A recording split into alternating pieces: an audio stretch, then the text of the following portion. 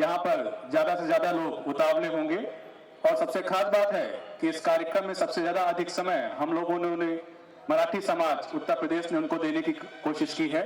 तो मैं समय ज्यादा न लेते हुए श्री पुष्पेंद्र कुलसेठ जी को आमंत्रित करना चाहता हूं कि कृपया वे अपना उद्बोधन देने की कृपा करें।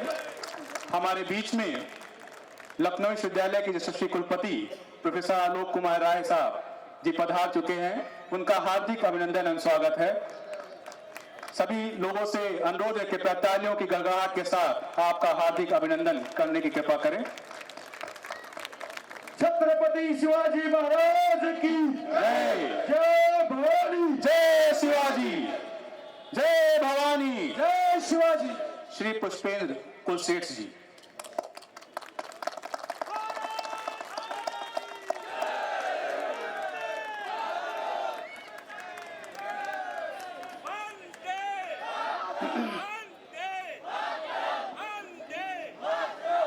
आप सबका बहुत बहुत शुक्रिया।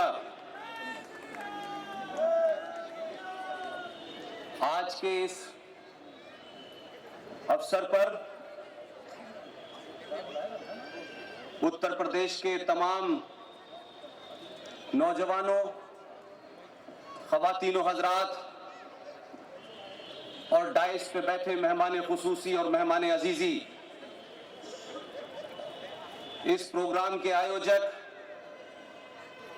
जनाब उमेश कुमार पाटिल साहब, संस्थापक अध्यक्ष मराठी समाज उत्तर प्रदेश, साबिक गवर्नर साहब, उत्तर प्रदेश भारतीय जनता पार्टी के सदर जनाब स्वतंत्र देव सिंह साहब, एक ऐसे समय में आपने मुझे उत्तर प्रदेश बुलाया है, मुझे लगता है कि ये ऐसा मौका है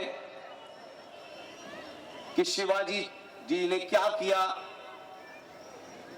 क्या करना चाहिए था, इसका समय नहीं है। मैं मानता हूं कि अगर भारत का इतिहास ठीक तरीके से पढ़ाया जाता तो मुझे पूरी उम्मीद है, मैं ये मानता हूं, मेरा यकीन है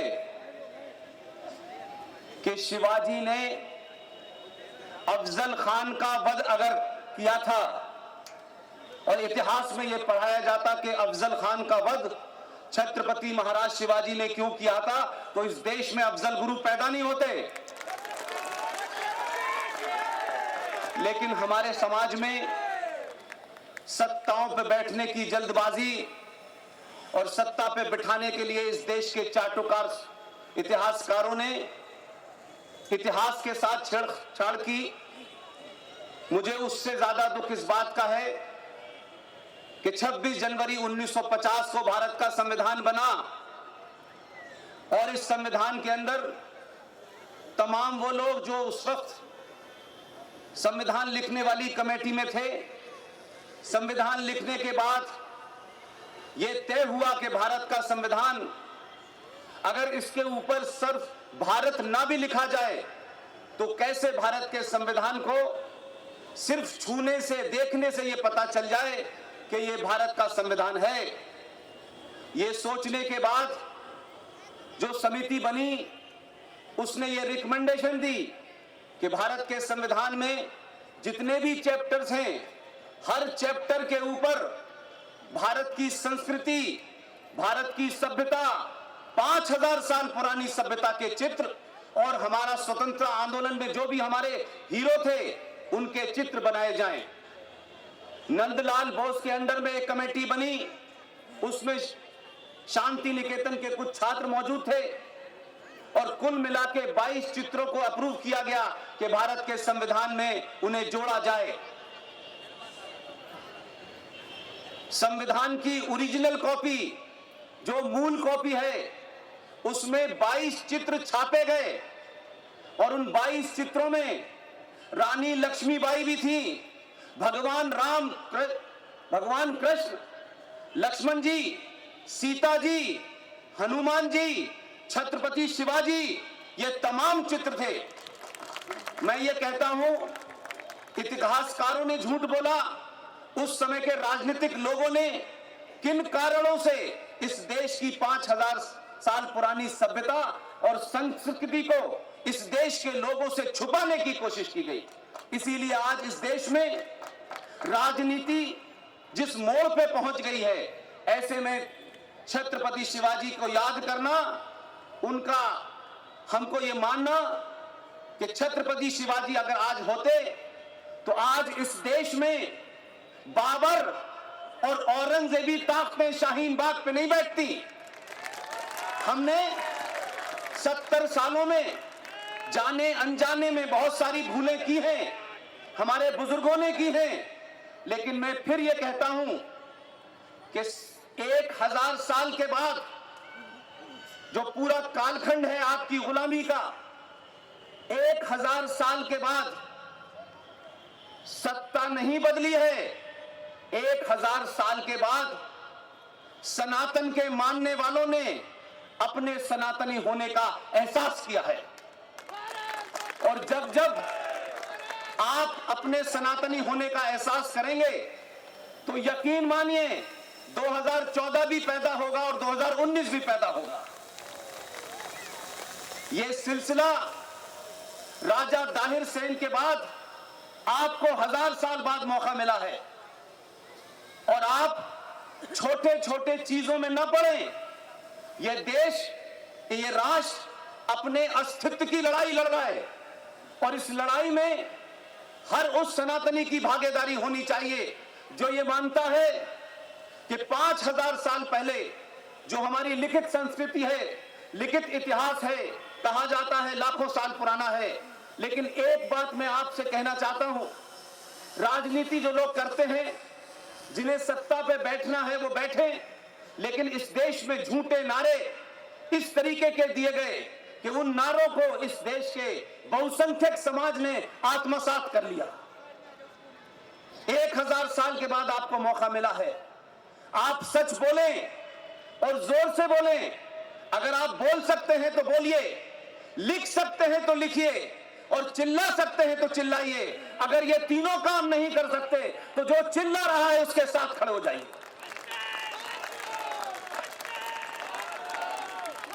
आज हमारे सामने संकट ये नहीं है कि इस देश में इतनी भोली भाली ताकतें हैं कि पिछले 70 साल में ट्रैफिक रूल क्या थे वो उनकी समझ में नहीं आ रहे, लेकिन सीएए समझ में आ गया है। मेरा मानना यह है, मैं आप सब जानते हैं कि मेरा कोई राजनीतिक दल नहीं है, मेरी कोई विचारधारा नहीं है, मैं किसी संगठन से नहीं जुड़ा हुआ हूं, लेकिन पूरे देश में 10-15 लोग इस राष्ट्र को सही बात इसलिए बता रहे हैं कि उनके मूल में सिर्फ राष्ट्र है, इसके अलावा कुछ भी नहीं है। इसलिए मैं कहता हूं कि कुछ कुछ चीजों को ठीक कर लीजिए। सारे धर्म बराबर हैं, यह दुनिया का सबसे बड़ा झूठ है, और मैं इसको सिद्ध करना चाहता हूं। जब से इस सृष्टि की उत्पत्ति हुई है और जब तक ये रहेगी, अनंत काल तक, मैं नहीं जानता करोड़ों साल तक रहेगी या नहीं रहेगी।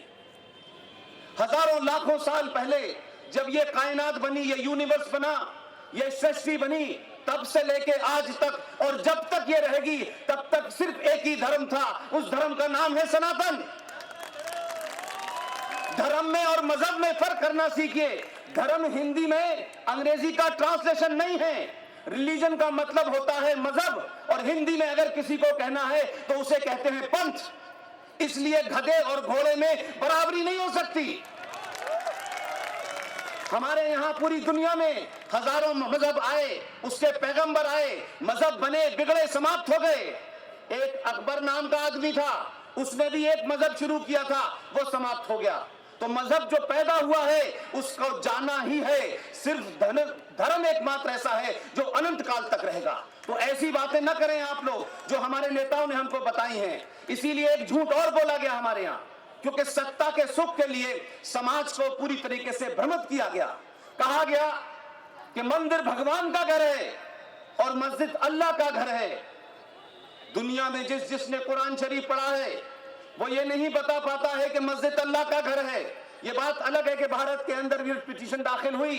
14 साल के बाद सुप्रीम कोर्ट की पूरी बेंच ने कहा, बड़े बड़े दानिश्वर, बड़े बड़े मौलवी, बड़े बड़े हाजी, ये तमाम लोग मौजूद थे। उन्होंने कहा कि मस्जिद का दर्जा इस्लाम के अंदर पवित्र जगह का नहीं है, मस्जिद की कोई महत्वता नहीं है, मस्जिद कहीं भी बन सकती है, कहीं भी टूट सकती है। और ये बात हिंदुस्तान की, तो यहां तो मस्जिद और कब्रिस्तान राजनीति के एजेंडे में चल रहे हैं। जहां पे मोहम्मद साहब थे, जहां मक्का है, जहां हरमैन शरीफ है, जहां काबा शरीफ है, वहां रोज मस्जिदें टूटी जाती हैं और रोज वहां सड़कें चौड़ी हो जाती हैं। लेकिन हमारे यहां मस्जिद और कब्रिस्तान राजनीति का अखाड़ा बना हुआ है।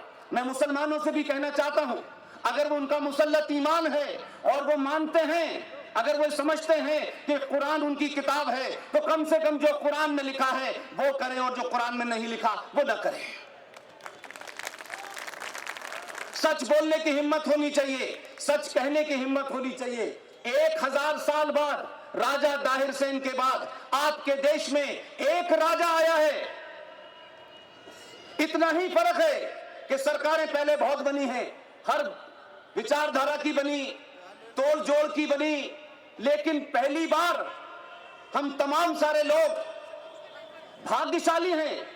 हमने 1947 नहीं देखा, हमने 65 नहीं देखा, हमने स्वतंत्रता का आंदोलन नहीं देखा, लेकिन 2020 में भारत के सनातनियों को यह मौका मिला है कि जो गलती हमारे पूर्वजों ने की थी उसे दोहराने की जरूरत नहीं है।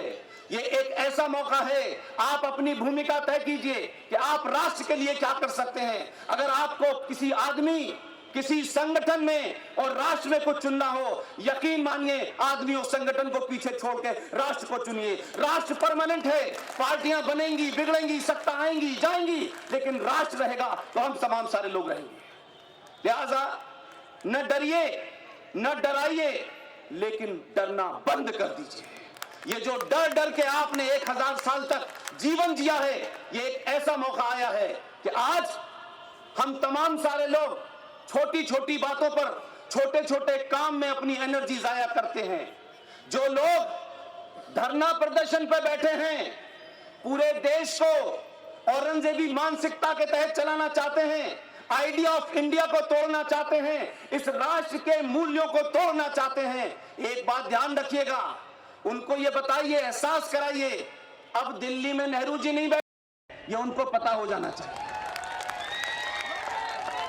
और बिना लाग लपेट के आप अपनी पहचान, आप अपनी बोली, आप अपने प्रतीकों के ऊपर शर्माने की जरूरत नहीं है, क्योंकि हमारे सनातनी समाज को 1000 साल के कालखंड के कारण उसको अपनी पहचान पे शर्म होने लगी है, उसको अपने कपड़ों पे शर्म होती है, किसी को टीका लगाने पे शर्म है, किसी को चोटी रखने पे शर्म है। लेकिन यकीन मानिए, ये मौका हमने कभी नहीं सोचा था कि ये हमारे दौर में आ जाएगा। अगर ऐसा होता तो भारत के पूर्व प्रधानमंत्री ने नेशनल डेवलपमेंट काउंसिल की मीटिंग में जो बात कही वो कोई कहने की हिम्मत नहीं रखता, लेकिन सनातनी पिछले 70 साल से सो रहे थे। इसलिए उस प्रधानमंत्री ने नेशनल डेवलपमेंट काउंसिल की मीटिंग में कहा कि भारत के प्राकृतिक संसाधनों पर अगर पहला अधिकार किसी का है तो मुसलमानों का है। यह कहने के बाद इस देश में सेकुलरिज्म की बौछार हो जाती है।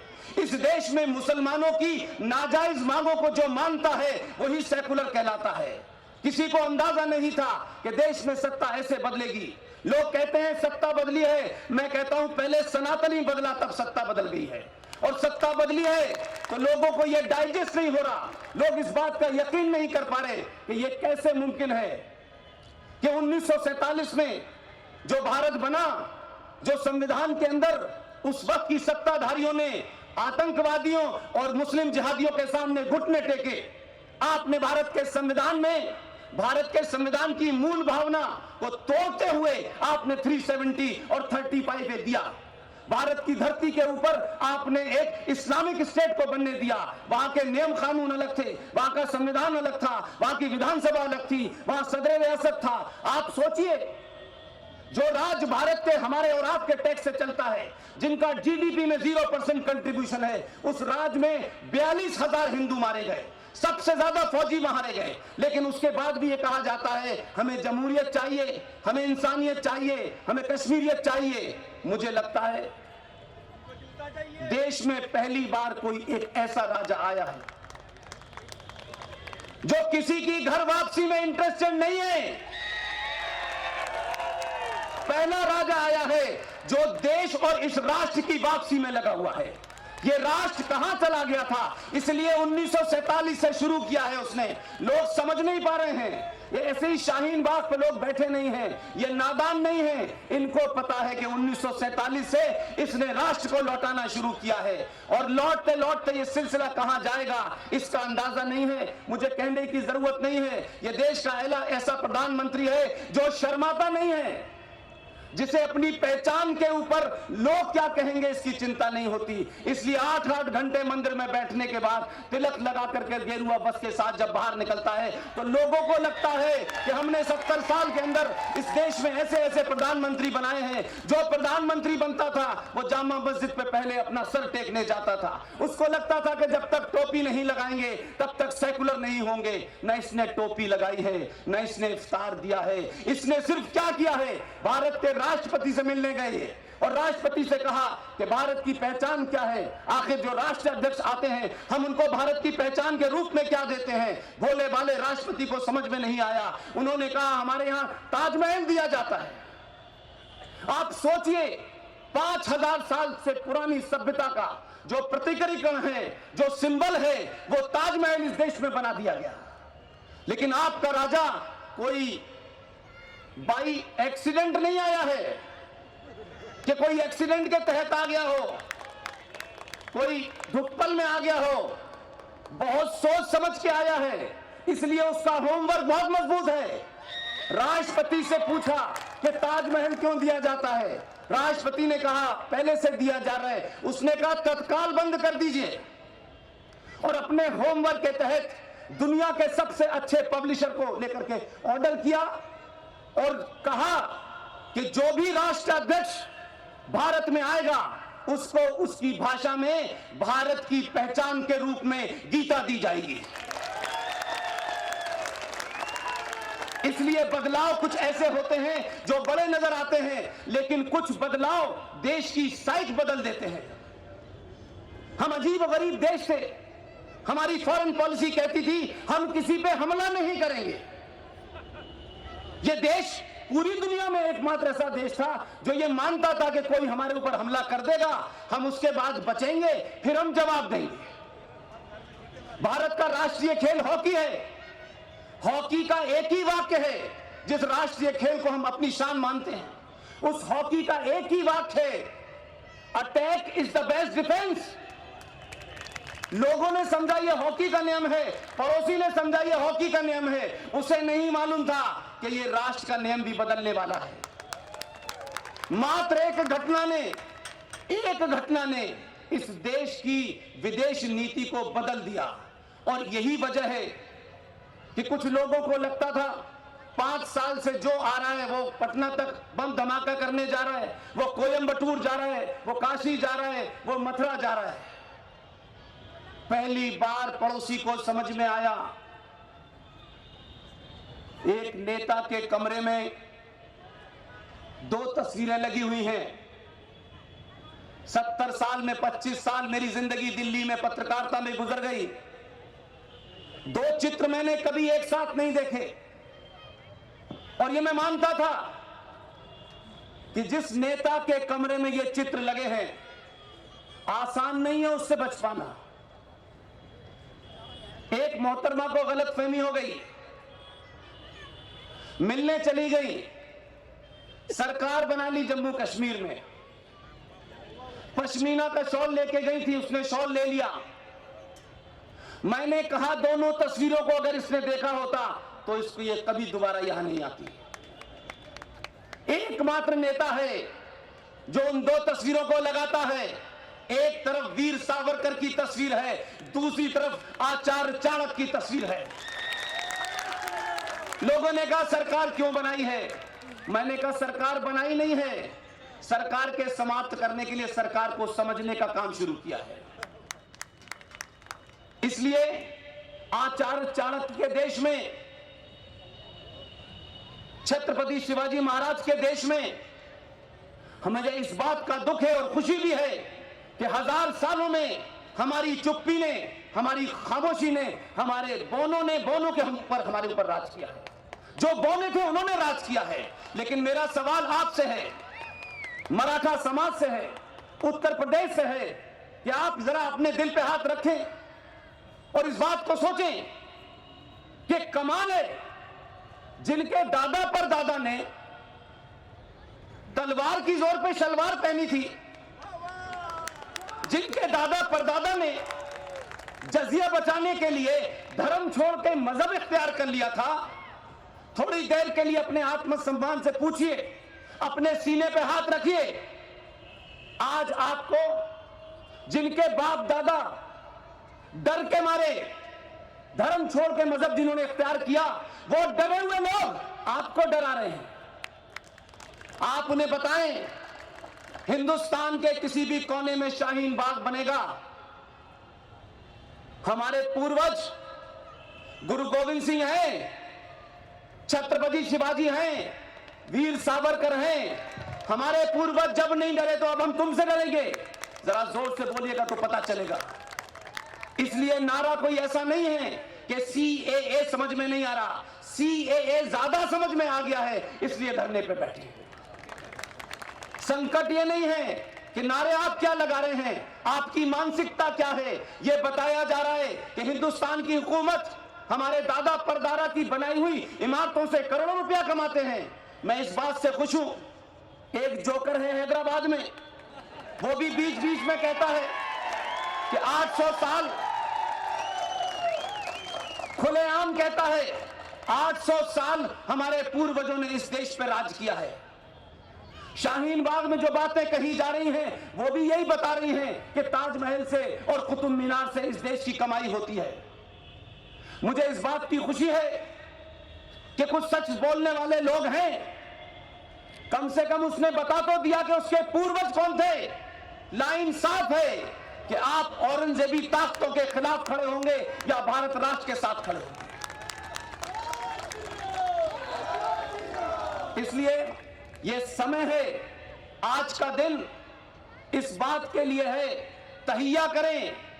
हम इस बात के लिए आज दोबारा से अपने से वादा करें कि हम किसी कीमत पर भारत की धरती पर भारत राष्ट्र को तोड़ने वाली ताकतों को किसी भी कीमत पे कामयाब नहीं होने देंगे। और यह बात अपने मन से निकाल दीजिएगा।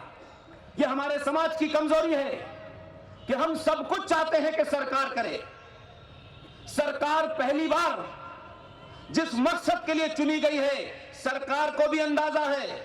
यह सरकार सड़क बनाने के लिए आपने उसको बहुमत नहीं दिया था, इसका सरकार को एहसास है।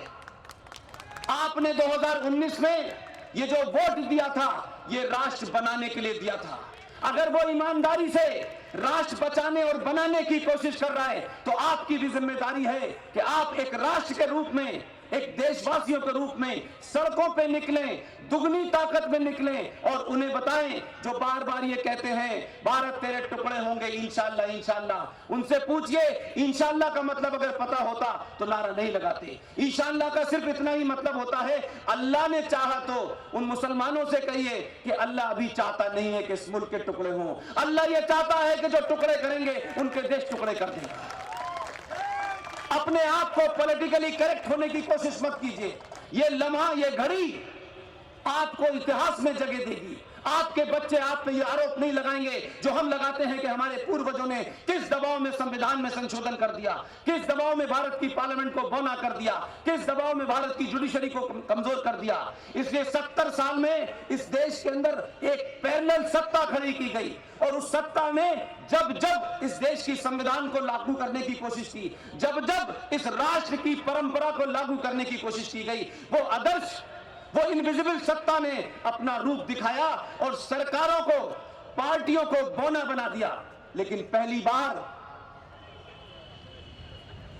खुलेआम, बिना किसी लाग लपेट के, किसको पसंद है किसको नहीं पसंद है, हम और आप तो बहुत आम आदमी हैं, हम बड़ी चिंता करते हैं लोग क्या कहेंगे। आपका प्रधानमंत्री तो 8-8 घंटे पूजा करके निकलता है, गेरुए बस डाल के निकलता है, उसको चिंता नहीं है दुनिया उसके बारे में क्या कहेगी। और ध्यान रखिएगा, जो अपनी पहचान से कंप्रोमाइज करते हैं उनको कोई दुनिया में कहीं कोई इज्जत नहीं मिलती। पूरी दुनिया में तमाम सवाल उठाए गए, लेकिन उसने अपनी पहचान से कंप्रोमाइज नहीं किया, और यही वजह है कि दुनिया उसका लोहा मान रही है। यही वजह है कि धारा 370 और 35 हटने के बाद दुनिया के किसी आदमी ने कोई सवाल खड़ा नहीं किया। यही वजह है कि बालाकोट में जब आपकी फौजें गई तो किसी को अंदाजा नहीं था, दुनिया ने आपको सपोर्ट किया। और मैं उस बात को इसलिए जोड़ता हूं अध्यक्ष जी कि 70 देश के राष्ट्रीय अध्यक्ष पिछले 5 साल में आपके देश में आए। हमारे यहां घरों में गीता होगी, हम पढ़ते नहीं है, लेकिन विदेशी लोग समझदार हैं। कम से कम उस गीता को, जो अब यह कानून बन गया कि भारत राष्ट्र की पहचान के रूप में दी जाएगी, पिछले 4.5 साल के अंदर 70 देशों को वो गीता दी गई है उनकी अपने भाषा में। यह ताली बजाने की बात नहीं है। असल बात क्या है, जो यहां से लेके गए गीता, उन्होंने गीता को पढ़ा, गीता को समझा, और जब बालाकोट में आपके आदमी ने यहां से 1000 किलो बम डाला तो पड़ोसी समझ रहा था कि शायद पूरी दुनिया खड़ी हो जाएगी। जिस जिस राष्ट्र ने गीता पढ़ ली थी उसने पाकिस्तान को फोन करके कहा, जल्दी से अभिनंदन को वापस कर दो, ये गीता का मानने वाला है, शाम तक हम कुछ नहीं कर सकते। इसलिए मैंने कहा, एक छोटी सी घटना आपके देश की साइक बदल देती है। एक छोटी सी घटना से आपकी दुनिया का आपके प्रति रुख बदल जाता है। यह बहुत महत्वपूर्ण मौका है। मुझे फ्लाइट पकड़नी है, मुझे स्वतंत्र देव जी से माफी मांगनी पड़ेगी। जो उत्तर प्रदेश काबीना के मंत्री हैं उनसे माजरत चाहता हूं, क्योंकि मुझे देर रात की फ्लाइट से मॉरिशस जाना है। मेरा बड़ा दिल था कि मैं लंबा बोलता, लेकिन शायद प्रोग्राम थोड़ा देर से शुरू हुआ है। लेकिन सबसे बड़ी बात यह है कि यहां बोलते वक्त यह लग ही नहीं रहा कि यह उत्तर प्रदेश है। ऐसा लगता है कि मैं महाराष्ट्र के किसी इलाके में बोल रहा हूं। छत्रपति शिवाजी महाराज की इस स्पिरिट को बनाए रखिए, इस भावना को बनाए रखिए। और सावरकर जी ने आपसे थोड़ी सी विनती की है। मैं कुछ सच्चाइयों को जानता हूं, इसलिए उसमें थोड़ा सा अमेंडमेंट करना चाहता हूं। आपको अपनी जाति से प्यार है, आपको अपनी जाति पे गुमान है, सम्मान है। आप अपनी जाति जो है उसको रखिए। जाति के नाम पे जो भी काम आपके हैं ब्याह शादी के करिए, लेकिन मैं ये विनती आप सबसे इसलिए कर रहा हूं, और ये ध्यान रखे, मैं कोई वोट मांगने वाला आदमी नहीं हूं। यही सोच के ये काम कर रहा हूं कि मुझे किसी दिन वोट न मांगना पड़े। इसलिए कहता हूं, जाति जो भी हो उसका सम्मान कीजिए, लेकिन जाति आपके घर की चौखट से बाहर ना निकले। जब भी निकले आप बाहर सनातनी कहलाएं, उसके अलावा कुछ ना हो। एक बार ध्यान रखिएगा, एक बार सनातन का हाथ पूरी ताकत से पकड़ लीजिएगा, हजारों साल तक किसी के पैर पकड़ने की जरूरत नहीं पड़ेगी। बहुत बहुत धन्यवाद। Thank you very much. Chhatrapati Shivaji Maharaj की